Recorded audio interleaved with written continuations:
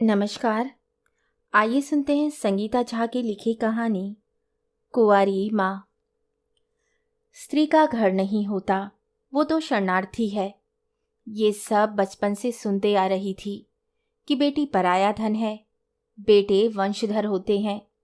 स्त्री के पास अपना कुछ नहीं होता, ना घर, न सरनेम, न परिवार, न इज्जत, न जाति, न धर्म। सब कुछ पुरुष का दिया हुआ। ये सब दादी कहा करती थी और यथासंभव अपने दोनों पोतों को अपनी गोदी से लगाए रहती। और ये बेचारी केवल नाम से लक्ष्मी थी। 2 बेटों के बाद पैदा हुई तो पापा का दिल बाग बाग हो उठा और उन्होंने घर पर लक्ष्मी आई है कह उसका स्वागत भी किया। दादी ने किसी तरह अपनी 4 बेटियों का विवाह निपटाया था। उसके बाद बहू को देने के लिए उनके पास कुछ नहीं बचा। बेटी नाम से ही वो नफरत पाले हुए थी। इससे उन्हें इस लक्ष्मी के जन्म ने भी कोई खुशी नहीं दी। घर में दादी की उपस्थिति ने ही पूरे वातावरण को विषाक्त कर रखा था। बहू बेचारी भी अपनी बेटी को ढंग से प्यार नहीं कर पाती थी। पापा जब घर पर रहते अपनी लक्ष्मी को छाती से लगाए रहते, लेकिन घर की जिम्मेदारी और अपनी 4 बहनों की शादी में लिए गए कर्ज को चुकाने के लिए हर वक्त काम में ही लगे रहते। घर के इस माहौल में बेचारी लक्ष्मी का ढंग से विकास भी नहीं हो पाया। पढ़ने की कोशिश भी करती तो अपने लड़की होने पर खीज होती। दादी लाइट बंद कर देती कि कहीं आंख में चश्मा लग गया तो उनका बेटा अपने लिए दामाद ढूंढने में बर्बाद हो जाएगा।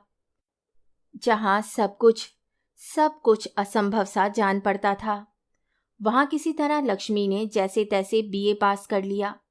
बीए के बाद टीचर्स ट्रेनिंग पर अध्यापिका बनने का मन बनाया। सब कुछ मन के मुताबिक कहाँ होता है। पापा बहनों की शादी का कर्ज चुकाने के बाद दोनों बेटों की महंगी पढ़ाई से जूझ रहे थे। दादी भी परलोक सिधार गई। इतनी विषम परिस्थितियों में जो एक चीज अटल थी, वो लक्ष्मी का अपने माँ बाप के लिए असीम प्यार। भाइयों की पढ़ाई और महंगी फीस ने पापा को लगभग खोखला कर दिया। दादी तो बेटों के मन में जहर के बीज बो परलोक सिधार गई। दोनों भाई गरीब बाप के लाड साहब थे। जब परेशानियों को आना होता है तो एक साथ ही आती हैं, सबको चरचरा देती हैं। ऐसा ही लक्ष्मी के साथ हुआ। माँ को ब्रेस्ट कैंसर हुआ और घर में ऑपरेशन के पैसे नहीं। आई भी तो कहाँ से। डॉक्टर का कहना था जल्दी से ऑपरेशन नहीं कराया तो जान से भी हाथ धोना पड़ेगा। खाली बीए पास को नौकरी भी कौन देता। कई दिनों तक सारे इश्तिहार खंगालती रही। फिर लास्ट में एक खतरनाक इश्तिहार पर नजर अटक गई। वो इश्तिहार लक्ष्मी के लिए नहीं, उसकी कोख के लिए था तो इंग्लिश में, पर उसका रूपांतर कुछ इस तरह था। जरूरत है एक महिला की जो सरोगेसी के लिए तैयार हो। महिला की उम्र 25 से 30 के बीच हो, यानी कि कोख उधार देने के लिए तैयार हो। उसमें मुंह मांगी रकम देने की बात लिखी थी। बहुत सोचने के बाद माँ की जान बचाने के लिए लक्ष्मी अपनी कोख का सौदा करने को तैयार हो गई। सोचा अगर माँ को भनक भी हुई तो वो तो पंखे से लटक जाएगी, पर अपनी लक्ष्मी की बलि नहीं चढ़ाएगी। किस्मत से इश्तिहार भी उसके शहर से 400 किलोमीटर दूर का था। यहाँ सिर्फ सर्जरी ही नहीं, बल्कि उसके बाद रेडियोथेरेपी और महंगी कीमोथेरेपी भी थी। पापा के चेहरे की लाचारी और माँ की फिसलती जिंदगी ने मजबूर कर दिया कि ये शायद भगवान की ही दस्तक है। पापा तो शायद सरोगेसी का मतलब भी नहीं जानते थे। अगर न्यूज़पेपर में वो ऐड पढ़ भी लेते तो समझ में नहीं आता। यहाँ तो पैसे भी मन मुताबिक मिलने थे, सो फिर क्या था, ठान लिया कि चाहे कुछ भी हो जाए माँ की जान बचानी है। घर में बताया कि बम्बई में एक धनाढ्य दंपत्ति को एक गवर्नेंस की ज़रूरत है और तनख्वाह भी महीने में 60,000 मिलेगी, साथ में 3 महीने का एडवांस। पापा को तो विश्वास ही नहीं हो रहा था कि इतने हजारों में तनख्वाह भी मिलती है, और वो भी एक गवर्नेंस को। मजबूरी इतनी बड़ी थी कि पैसे के स्रोत की तहकीकात करने का ना तो समय था, ना ही हिम्मत। बेटी की हमेशा एक गार्ड की तरह हिफाजत करने वाले पजेसिव पापा ने परिस्थिति के आगे बिना शर्त घुटने टेक दिए। जिन्हें लक्ष्मी की जरूरत थी उन्होंने टिकट भेज दी। लक्ष्मी एक नए शहर के लिए थोड़े से कपड़े एक बैग में लिए और निकल पड़ी। जीवन पता नहीं किस ओर जा रहा था। लक्ष्मी तो एक चिड़िया सी थी जो अपने चहकने से सबकी उदासी दूर करती थी, लेकिन अब खुद की जिंदगी में एक सन्नाटा दरक रहा था। पापा कहा करते, तू तो हमारे बगीचे की तितली है, जो तितली के रंग बिरंगे पंखों की तरह कितने ही अनोखे तरीके से हमारी आंखों को ठंडक पहुंचाती है। मैं ही तो पापा की लक्ष्मी हूं। शायद अब मुझ तितली के पंख झड़ रहे थे। बहुत घबराहट सी थी मन में, पर मैं तो एक मिशन पर निकली थी। इससे मन के सारे दुराग्रहों को निकाल फेंक लंबी सांस ले तनकर बैठ गई। एयर कंडीशन क्लास में बैठने का यह पहला मौका था। रास्ते भर बचपन हिलोरे लेता रहा। दादी के तानों और पापा का प्यार बार बार दस्तक देता रहा। कब मुंबई सेंट्रल स्टेशन आ गया पता ही नहीं चला। मुझसे फोन पर ही हिदायत दी गई थी कि ये इस ट्रेन का आखिरी पड़ाव है, इससे मैं अपनी सीट पर बैठी ही रहूं। वो मुझे आकर ले जाएंगे। मैं अपनी सीट पर बैठी ही थी और वे लोग आकर मुझे अपने घर ले गए। रास्ते भर कार में वे दोनों बातें करते रहे कि मैं उनके साथ रहूंगी। इसकी भनक भी पड़ोसी को नहीं होनी चाहिए। वे लोग पूरी प्रक्रिया को गोपनीय रखना चाहते थे। शायद बाद में बाहर ये बताना चाहते हों कि बच्चा मैडम की कोख से ही बाहर निकला है। फिर साथ में रहने से पता चला कि वे मुंबई से भी नहीं हैं, किसी बाहर गांव से आए हैं। अगले दिन श्रीमान ही अकेले मुझे उस सेंटर लेकर गए और शायद मेरा परिचय भी बतौर बीवी ही कराया। डॉक्टर ने मेरी माहवारी के बारे में पूछा और सारे ब्लड टेस्ट कराए। घर आकर दीदी यानी श्रीमती ने मुझे समझाया कि मैं किसी से कोई बात ना करूं। मुझे तुरंत 2 लाख रुपए घर भिजवाने के लिए दे दिए गए। मुझे बड़ी राहत मिली और अच्छा भी लगा। दीदी बड़ी भली थी और मेरा बड़ा ख्याल रखती। पति पत्नी भी चिड़ाचिड़ी की तरह थे। मैं तो उन्हें दीदी भैया कह पुकारती थी। एक दिन मैं ही मन हंसने लगी कि मेरे बच्चे का बाप भैया, पर वो कौन सा मेरा बच्चा था? मेरी तो कोख ही थी। एक दिन मैंने सपना देखा, दीदी एक प्यारी सी चिड़िया बन गई है और भैया चिड़ा। दोनों मिलकर एक घोंसला बना रहे थे और बहुत प्यारा घोंसला बनाया भी। मैं जो सुन पाती हूँ, चिड़िया कहती है, थोड़े और तिनके लाओ, घोंसला मजबूत नहीं बन पा रहा।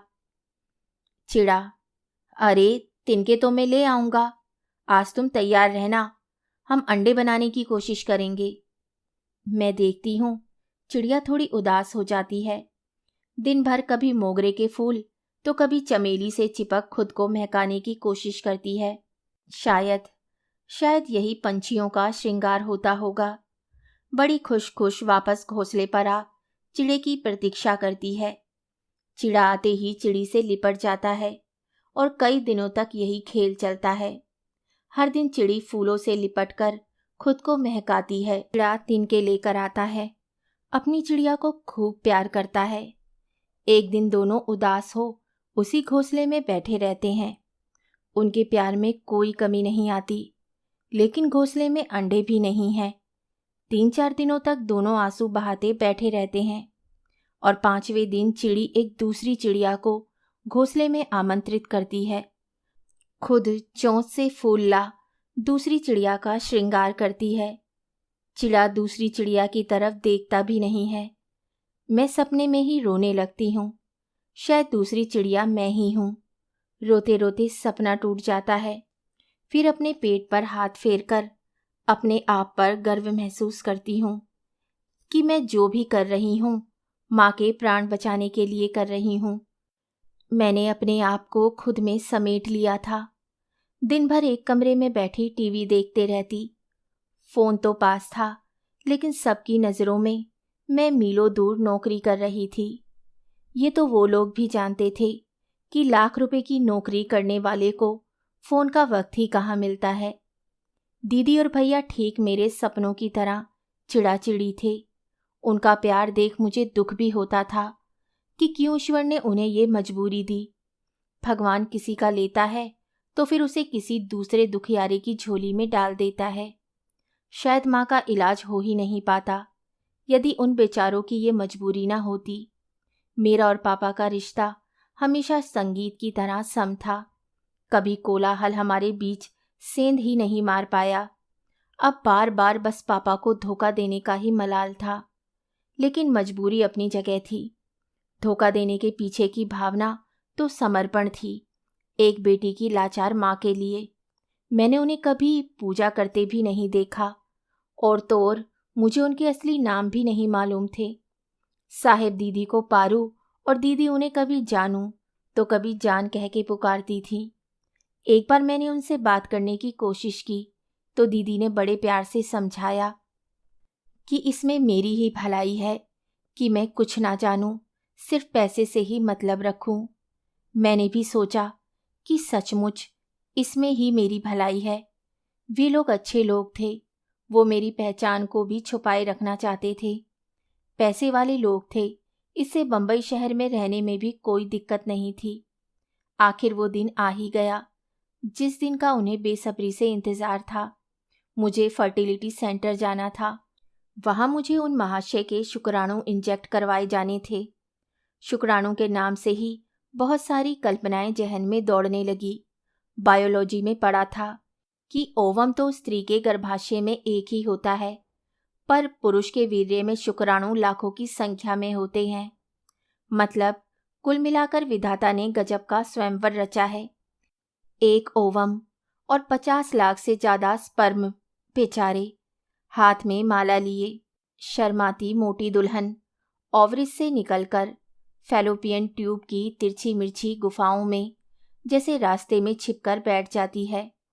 इन लाखों स्पर्म के पीछे सिर्फ 5 इंच की दूरी विश्व की सबसे बड़ी बाधा दौड़ बन जाती है। पहला हर्डल वजाइना का एसिडिक वातावरण। आधे दूल्हे तो अपनी वरमाला के साथ वहीं शहीद हो जाते हैं। कुछ तो सिपाहियों की तरह अपनी पूंछ मटकाते आगे बढ़े चले जाते हैं। जो बच गए आगे बढ़ रहे हैं।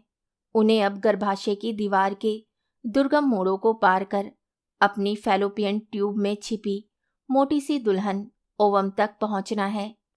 रास्ते में लाखों की संख्या में स्पर्म परवान चढ़ते जाते हैं। केवल कुछ ही फैलोपियन तक पहुंच पाते हैं।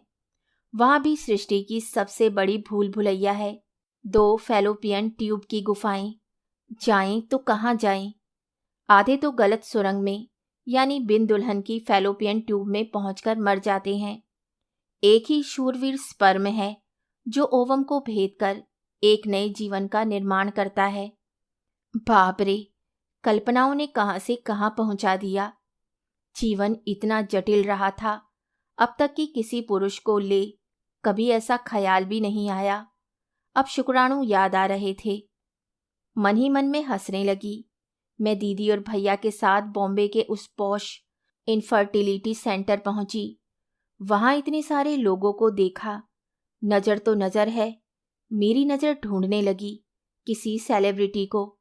सुना था कि आमिर खान और शाहरुख खान ने भी सैरोगेसी का सहारा लिया था अपने बच्चों को पैदा करने के लिए। उन्हें भी मेरे जैसे कोई बेचारी मिल गई होगी। अचानक जोर की आवाज़ सुनाई दी। क्या हुआ? क्या सोच रही हो? सामने देखो, गिर जाओगी, बड़ा सा पत्थर है। अंतरात्मा से आवाज आई। गिर ही तो गई हूं। क्या करने जा रही हो जो कभी ना देखा ना सुना? अपने आप को संभाल कर मैंने जवाब दिया। डर लग रहा है दीदी, इससे सामने देख नहीं पाई। यहाँ मेरी पहचान पायल के रूप में थी। भैया ने अपना नाम डैनियल लिखवाया। मैं डर गई। मन ही मन अपने करोड़ों देवी देवताओं को याद कर क्षमा मांगी। हे भगवान, मैं लक्ष्मी ब्राह्मण कन्या एक क्रिस्तान के बच्चे को जन्म दूंगी। रहम करो हे प्रभु, रहम करो। मेरा खून लेकर फिर वहां बेंच पर बैठ प्रतीक्षा करने को कहा। इस बीच दोनों पति पत्नी वहां से उठकर बाहर चले गए। मन ने कहा शायद अपनी पहचान छुपाने के लिए ऐसा कर रहे थे, तभी किसी जूनियर डॉक्टर की जोर की आवाज़ आई, patient number 10, all report normal, blood group B positive, we can take her. बड़ी डॉक्टर ने उसी जूनियर डॉक्टर को ऑर्डर दिया, अरे हस्बैंड को बुलाओ, स्पर्म कलेक्ट करना है और पेशेंट को प्रोसीजर रूम में ले लो, ओव्यूलेशन चेक करना है। मुझे तो काटो तो खून नहीं, इन लोगों का तो रोज का काम है। मेरी तो जान सूखे जा रही थी। तभी किसी ने आकर मेरा हाथ दबाकर ढाढ़स दिया। सर उठाकर देखा तो दीदी थी, लगातार मेरे बालों को सहलाने लगी। तभी वहीं जूनियर डॉक्टर जोर से चिल्लाई, परफेक्ट ओव्यूलेशन बस कभी भी हो सकता है। दीदी के चेहरे पर खुशी की लहर दौड़ने लगी। पहले जैसे मैंने पढ़ा था कि स्त्री के ओवम को गर्भाशय से निकाल पुरुष के स्पर्म के साथ मिला एक जाइगोट यानी छोटा शिशु बना, फिर सरोगेट मदर के गर्भाशय में 9 महीने के लिए रखा जाता है, यानी उधार की कोख। यहाँ तो मेरा ओवम भी शामिल था, एक नए जीवन को रचने में। मतलब मैं न केवल सरोगेट बल्कि सचमुच की माँ बनने वाली थी। दिल में एक टीस सी उठी और खुद को देवकी सा मजबूर पाया। फिर वही टेबल पर लेटे लेटे फिर से चिड़िया बन गई। मेरे सपनों का प्रिंस चिड़ा, जिसने अपना चेहरा रुमाल से ढका हुआ था, पास आया, मुझे सहलाने लगा। कहता है, चल चल उड़ चलें, कहीं आशियाना बनाते हैं। मैंने कहा, मैं मजबूर हूँ प्रिय, मेरे पैरों में बेड़ियां हैं जो किसी कंस ने नहीं, मैंने खुद ही अपने पैरों में बांधी है। पूरी कीमत वसूली है मैंने इन बेड़ियों की। मैं भूल गई कि मैं कहाँ हूँ और जोर जोर के रोने लगती हूँ। दीदी का चेहरा उतर गया और थोड़ा गुस्सा भी उनके चेहरे पर झलकने लगता है। थोड़े प्यार और थोड़े गुस्से से मुझे डांट लगाई। What is this Payal, you know everything right, फिर ये रोना धोना क्यों? सॉरी दीदी सॉरी, मैंने रोते रोते कहा। उधर सपनों का प्रिंस चिड़ा बना मुझे रोते देख कहता है, तेरा कुछ नहीं हो सकता, चल उड़ चले कहीं सपनों की दुनिया में। किसी तरह मन को समझाया कि किसी गैर मर्द के स्पर्म से अपने ओवम का मिलन कराना शायद मेरी नियति थी। 4 जूनियर डॉक्टर मुझे घेर कर खड़े हो गए। मुझे दोनों पैरों को दूर दूर फैलाने को कहा गया। एक डॉक्टर के हाथ में सिरिंज थी और उसके अंदर सफ़ेद तरल लिक्विड था। मैं समझ गई, जिस दिन के लिए हर लड़कियां इतने सपने संजोए रहती है, मेरे साथ वो सिरिंज कर रही थी। मैं कुंवारी थी सही मायनों में। इससे डॉक्टर को भी वो तरल वजाइना से अंदर डालने में मुश्किल हो रही थी, जबकि मेरे ओवम के स्वयंवर के लिए तैयार लाखों धूले इस सिरिंज में भरे हुए थे। जूनियर डॉक्टर झुंझलाकर बोलती है, it is very tight, I am not able to push it inside. Senior doctor चिल्लाई, अप्लाई फोर्स। जब जूनियर डॉक्टर से हुआ नहीं तो सीनियर ने कमान अपने हाथ में ले ली। दीदी ने धीरे से उनके कान में कुछ कहा। अब उन्होंने जूनियर डॉक्टर से डायलेटर यानी वजाइना का छेद बड़ा करने का औजार लाने को कहा। मैं तो डरी हुई थी। दीदी मेरा हाथ पकड़े बार बार रिलैक्स रिलैक्स बोलते जा रही थी। डॉक्टर ने जैसे ही डायलेटर एक तरल पदार्थ में लपेटकर अंदर डाला, मैं जोर से चिल्लाई। दीदी और डॉक्टर दोनों ने मेरा हाथ पकड़ मुझे ढाढ़स दिया और मुझसे बातें करते हुए ही सारी प्रक्रिया पूरी हुई। मुझे थोड़ी देर वहाँ लेटे रहने का आदेश मिला हुआ था। मैं फिर अपनी दुनिया में अपने चिड़े के पास पहुँच गई। सारा अतीत ताश के पत्तों की तरह दिमाग में फेंटने लगा। दुनिया कहाँ से कहाँ पहुँच गई। विज्ञान ने हमारी अनुभूतियों को पूरी तरह खत्म कर दिया। कब ओवम और स्पर्म का मिलन हो, एक नई जिंदगी का जन्म होता है, इसका पता तो माँ को कभी चलता ही नहीं। वो तो जब माहवारी नहीं होती, सुबह सुबह उल्टियाँ होनी शुरू होती हैं, पेशाब का टेस्ट होने के बाद पता चलता है कि अब गर्भ में एक नई जिंदगी पल रही है। यहाँ तो मैं आम माँओं से अलग स्पर्म ओवम का मिलन करवा रही थी। मेरी इस उपलब्धि का जश्न दूसरे मना रहे थे और मैं एक अंधी गुफा में फंसा फंसा महसूस कर रही थी। पूरे दिन मेरी कल्पनाओं में शुक्राणु एक लिसबिसे पदार्थ में सने मेरे अंदर रेंगते रहे। सपने में मेरा चिड़ा मेरे पास आया और प्यार भरे इशारे करने लगा। मैंने रोते हुए कहा, जाओ जाओ दूसरी चिड़ी ढूंढो, मैंने तो अपने आप को बेच दिया है। वो बड़े प्यार से मेरे सर को सहलाते हुए कहता है, कोई बात नहीं, तुम्हारी आत्मा अभी भी पवित्र है, शरीर तो मिट्टी का बना है। तुम महान हो, माँ के लिए इतना बड़ा बलिदान। सालों से अंदर दबाए एहसासों, अनछुए अनुभवों को यूं कुर्बान करना कोई सहज तो नहीं। ऐसे ही सपनों से ही अपने को समझाया और जीवन को हालातों पर छोड़ दिया। मैंने दीदी से रामायण लाने को कहा, उन्होंने मना कर दिया। अब तो मुझे पक्का विश्वास हो चला था कि ये लोग ईसाई हैं। खैर, मैंने तो अपनी कोक का सौदा किया था, अपनी मजबूरी की खातिर। इससे मेरा बच्चा राम बने या ईसा, इससे मुझे क्या। मेरी कोक तो ट्रेन की तरह थी, जहाँ मेरा अपना बच्चा एक मुसाफिर था जो मेरे पास सिर्फ 9 महीने। मैं भी तो कुंती की तरह कुंवारी माँ, और ये मेरा करण जिसे मैं पैदा करने के बाद कभी न मिल पाऊंगी। मेरे इस बलिदान का असर घर पर दिख रहा था। फोन पर पापा अब काफ़ी खुश लगते थे। माँ जो ठीक हो रही थी। मेरी मजबूरी जान मेरी कोक के सौदागरों ने मुझे कॉन्ट्रैक्ट से कहीं बहुत ज़्यादा पैसा भी दिया था घर भिजवाने के लिए। समय गुजरने लगा। ठीक 1 महीने बाद मुझे सुबह सुबह उल्टियाँ होने लगी। दोनों पति पत्नी बड़े खुश दिखने लगे। मुझे समझ ही नहीं आता था कि इस नए मेहमान के आने की खुशी मनाऊं या जिंदगी बर्बाद होने का गम। जहन में तो वही पुरानी मान्यताएं भरी थी। कुंवारी माँ, छी छी छी, मुंह काला करो। एक बहुत बड़ी जंग मेरे अंदर चल रही थी। शायद ये सब कुछ नॉर्मल तरीके से होता तो माँ मेरी आरती उतारती, पापा के चेहरे पर हमेशा मुस्कान रहती, और तो और मेरा चिड़ा मंद मंद मुस्काता। यहाँ तो मेरी खुशियों की डोर मेरी कोक के मालिकों के पास थी। खुद से भी अपनी माँ बनने की खुशी शेयर नहीं कर सकती थी। सारा दोष मेरी किस्मत का था। खुद ही ये रास्ता चुना था तो कैसा विलाप। ये तो बस अब 9 महीनों की बात थी। फिर मैं कहाँ और मेरे पेट में पलने वाली नन्ही जान कहाँ।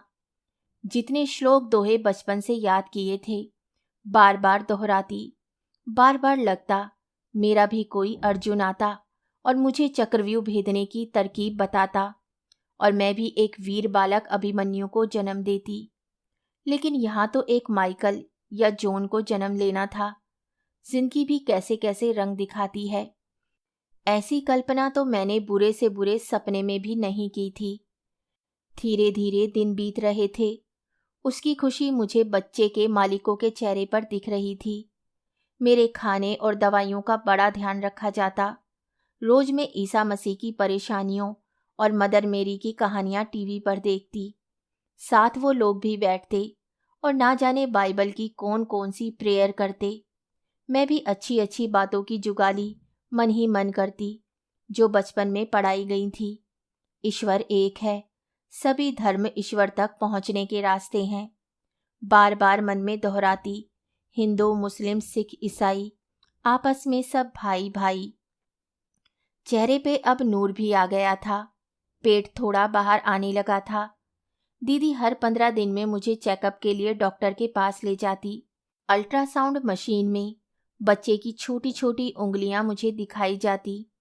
दिल में एक हुक सी उठती। दीदी मशीन के सामने बैठ बच्चे से बड़ी देर तक बात करती। मशीन के अंदर बच्चे की सारी हलचल दिखती।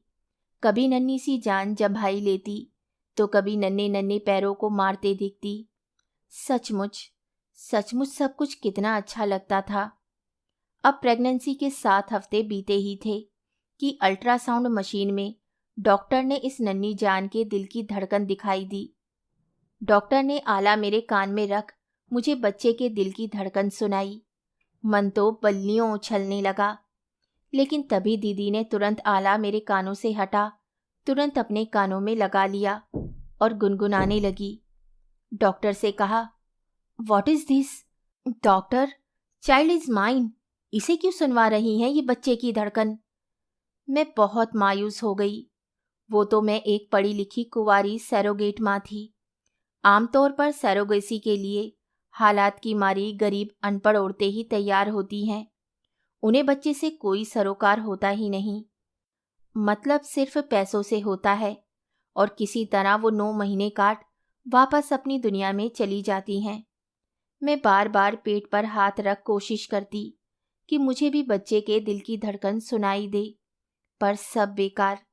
फिर भी ऐसा लगता ही था कि एक नन्ही जान अंदर पल रही है। पता नहीं मैं कैसे पापा माँ सब भूलते जा रही थी। याद था तो सिर्फ यही कि एक नन्ही जान मुझ में पल रही है।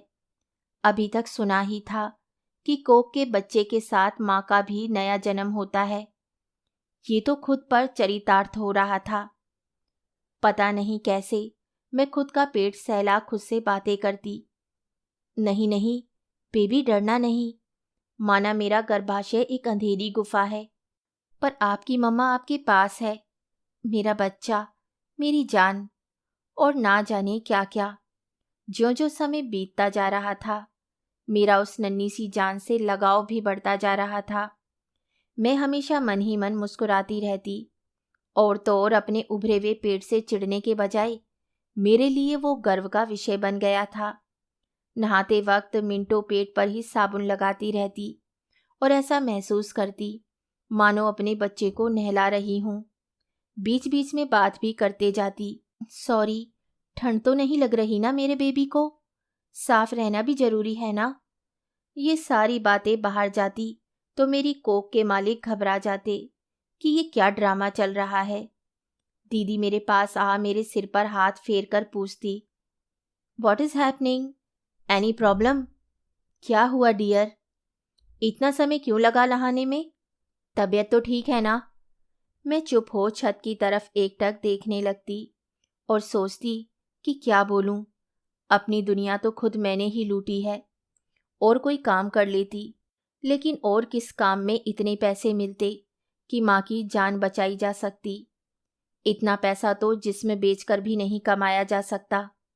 आज मैं अपनी जननी की जान बचा रही थी, और मेरी कोख में पल रही ये नन्ही जान कभी जान भी नहीं पाएगी कि उसकी असली जननी मैं हूँ।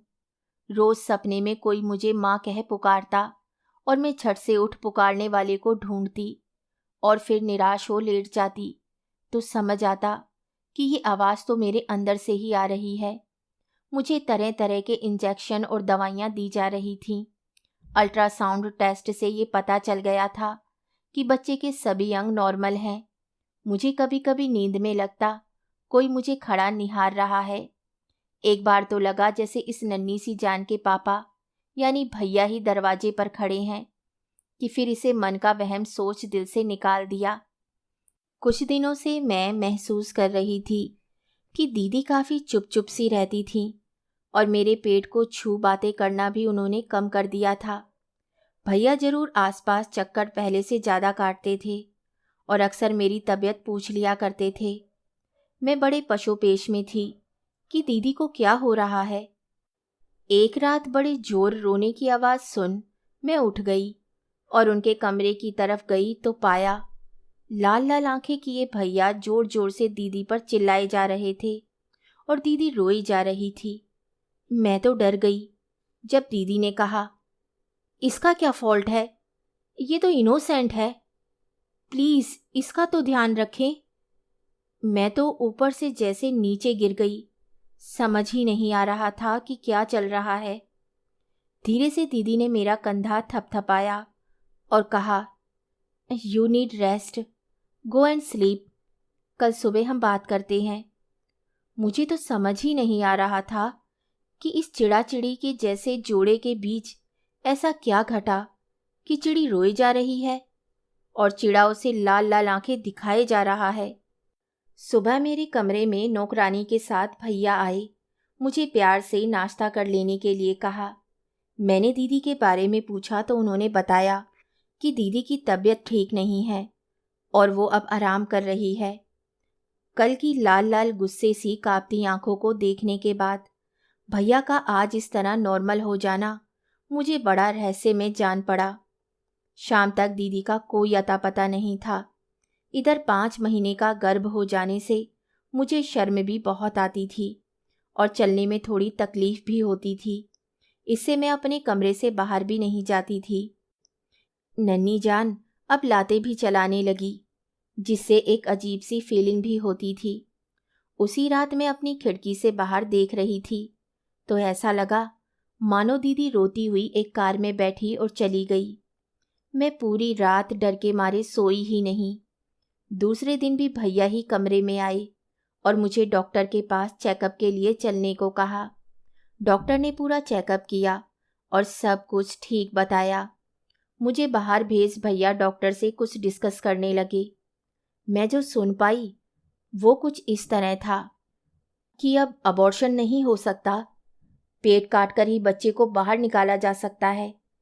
इस पूरी प्रक्रिया में माँ और बच्चे दोनों की जान को खतरा है। मुझ पर तो जैसे गाज ही गिर गई। मुझे तो समझ में ही नहीं आ रहा था कि मेरे साथ हो क्या रहा है।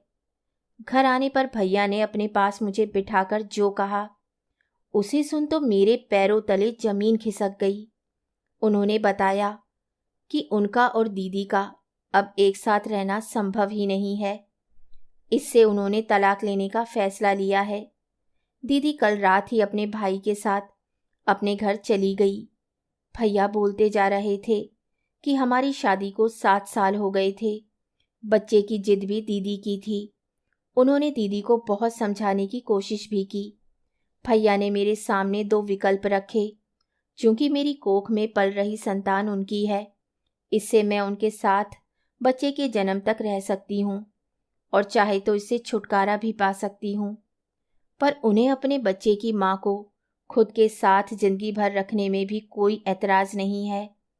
निर्णय मुझे ही लेना है। मुझे तो जैसे काटो तो खून नहीं। हे ईश्वर, तू कैसा इम्तिहान ले रहा है? क्या करूं, कहाँ जाऊं? मेरे पास ना कोई नौकरी थी, ना कोई पैसा था। भैया का साथ छोड़ना यानी दर दर भटकना और पेट में पल रही नन्ही जान जो मेरी भी थी की हत्या।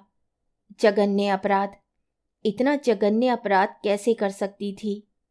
भैया अगर मुझे पैसे भी दे देते तो भी अकेले मैं कुछ नहीं कर सकती थी। मेरे पास अब भैया बनाम सैया के साथ जाने के अलावा कोई विकल्प नहीं था। अब मुझे अपनी ही नहीं, अपनी कोख में पल रही इस नन्ही जान की परवाह थी। बड़ी देर तक पशोपेश में रही, तभी थोड़ी देर आंख बंद कर कल्पना की कि मैं अपने घर पहुंच गई।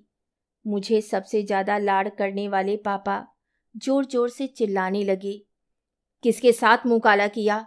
मुझे शर्म आ रही है तुम्हें बेटी कहते हुए। क्या मुंह दिखाएंगे हम दुनिया को? लोग हमारे यहाँ पानी भी नहीं पिएंगे। कुछ तो ख्याल किया होता परिवार की इज्जत का। ना कोई शर्म ना लिहाज। छी छी छी। माँ अलग चिल्लाने लगी, इससे तो मैं मर ही जाती। कम से कम हमसे पूछा तो होता। जीते जी मार डाला तुमने हम सबको। जा जा, मेरी नजरों से दूर जा। तेरा चेहरा भी नहीं देखना मुझे। बाप रे, मैं तो सब सोचकर ही मरी जा रही थी। मैं अभी अपने मेडिटेशन से उबरी भी नहीं थी कि सो कोल्ड मेरे भैया आवाज लगाने लगे, जल्दी सोचो और अच्छी तरह से सोचो, मुझे भी घर लौटना है। मैंने मन ही मन सोचा कि अगर अच्छी तरह पहले सोचती तो कभी ये सरोगेसी वाला निर्णय तो कभी नहीं लेती। आज जिंदगी ने एक ऐसे रास्ते पर लाकर खड़ा कर रखा था जिसकी कोई दूसरी राह ही ना थी सिवाय कोख में पल रहे बच्चे के पिता के साथ जाने के। कहाँ दिल में माधव या माधवी को जन्म देने की तमन्ना थी। अब सारी जिंदगी पीटर या मारिया की माँ के नाम से जानी जाऊंगी। कहानी सुनने के लिए धन्यवाद।